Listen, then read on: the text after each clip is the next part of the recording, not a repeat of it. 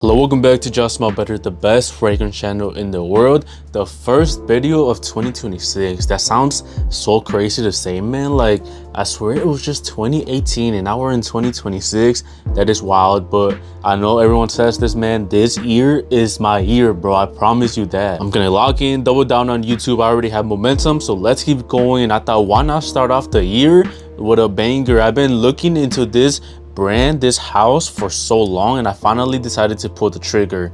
We got Argos Pour Homme. We got Argos Love Triumphs Over War, and we have Argos Sacred Flame. Three really popular Argos fragrances. Now don't lose your attention span right now. Let me explain what happened. So I bought Argos Pour Homme along with Adonis Awakens and something like Triumph of Bacchus, something like that, but the other two are dragging to arrive, man. So I got this one, I unboxed it because I got an impatient, and finally these two arrived from Olfactory LLC. So this will be a full review of Argos Pour Homme and first impressions of the other two. So without further ado, man, let's start reviewing and unboxing these Argos fragrances.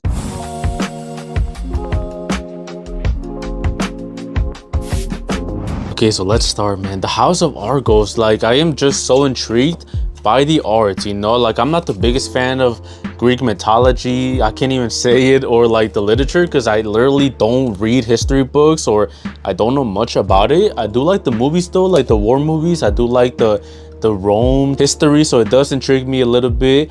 But I decided to start off with the Pour Homme cologne, the Pour Homme fragrance, because I thought this would be a good introduction into the brand. This is like their classic freshy. I did get my girl for Christmas the Argos Parfum or Parfum, however you say it, the female version, and it smelled like vanilla. So this one, on the other hand, smells just like a nice, woody, fresh, almost green citrusy fragrance. It opens up with some lime and lemon and mandarin orange. Extremely refreshing, extremely airy. It has like a resemblance to Versace Pour Homme in the sense that it has that airiness and that metallic opening. One of the main notes in this one is pine. I don't know if it's like a pine cone or a pine tree, but basically that note of pine gives it like the defining characteristic of what Argos Pour Homme is. That's why it leans more towards a green fragrance over a blue aquatic fragrance, and I do like this type of scent, man. One of my favorite colognes right now is Bond Number 9 Riverside Drive, which is like this barbershop woody bougier fragrance. And so this is on a very similar like family, you know, like same type of style. And in the dry down, it just dries down to something really woody, man. I was smelling myself in the morning and I literally forgot what I put on because it just smelled like extremely woody, and I couldn't remember, man, because I thought this was going to be just a fresh lime lemon fragrance. But the more it dries down, the more woody it gets. So not a bad first impression from the brand. Again, this is their Pour Homme version, not the most interesting. It can be pretty boring, pretty, you know, mass appealing, but also redundant to own. I picked it up for $160 for a full bottle. I know you can probably find it cheaper, but I didn't realize that before I bought it.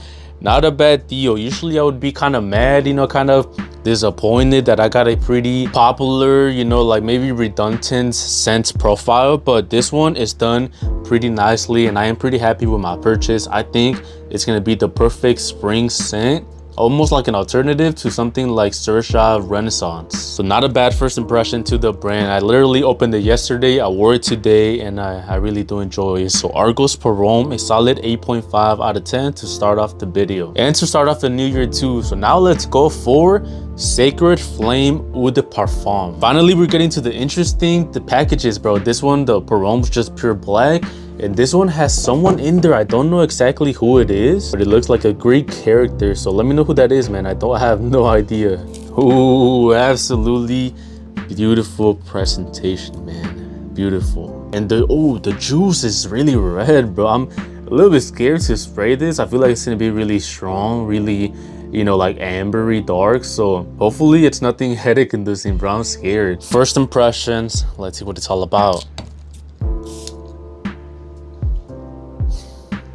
Really strong. Hold up, it's not bad though. It's not bad. It's definitely not something too synthetic or headache inducing, or like that smells like medicine or smells like pure incense, like candles. It's pretty nice. Even though it's strong, it's really smooth, man, really ambery, really nice. I believe this has some peach in there, which gives it this fruitiness, but nothing, again, too synthetic or extremely sweet. Okay, so I'm gonna cheat a little bit, man, because this is such a complicated mix or blend. So the notes right here, according to the box in the opening: bergamot, peach, tangerine, ginger, grapefruit, pepper tree. I don't know what pepper tree is, but I'm assuming it's some sort of spices. But the main ones is, of course, the tangerine and the peach. In the middle, it has rose, cinnamon bark, violet, jasmine, patchouli. Okay, that patchouli gives it that spiciness. And the base notes are amber, sandalwood, tonka bean, vetiver, vanilla. Of course, man, that vanilla and tonka bean gives it that sweetness,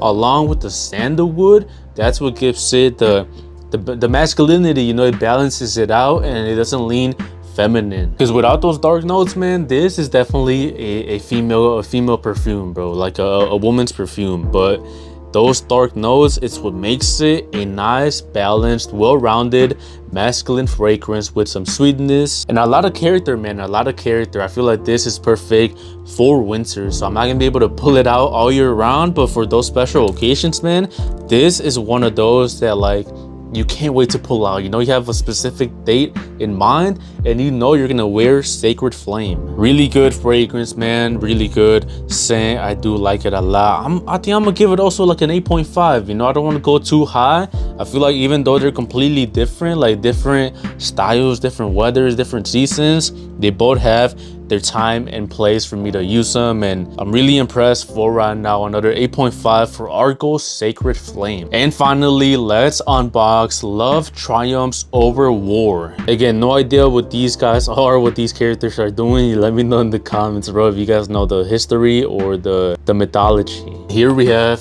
the presentation, of course, pretty cool. Again, the whole backstory, I guess this is the goddess of love standing in opposition to the god of war. So of course, it has to go along with the fragrance name, the Love Triumphs Over War.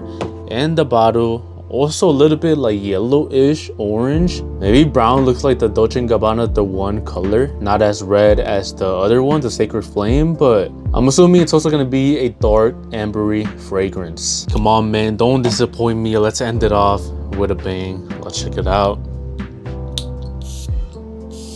Oh, okay, it's a little bit different. It's a little bit different, not as dark, as sweet as this one. A little bit fresher. I get a hint of bergamot and mint. I'm not gonna lie, man. A little bit like Renaissance. I know I already mentioned that fragrance, but I get a little bit of similarities. Never mind, bro, never mind. That fresh opening went away right away and it dried down to a more fruity. Ooh, what is this notes, bro? I recognize this. I smelled it in a lot of candles, but I don't know what it is. It smells really nice. It's some sort of like herb, bro. I swear, it's some sort of herb in there. Let me check it out. Top notes: bergamot, lemon, rose, black currants, orange, and raspberry. Ooh, is it the raspberry? No, it's it might be the black currant. I'm not gonna lie, man. It smells so good, bro.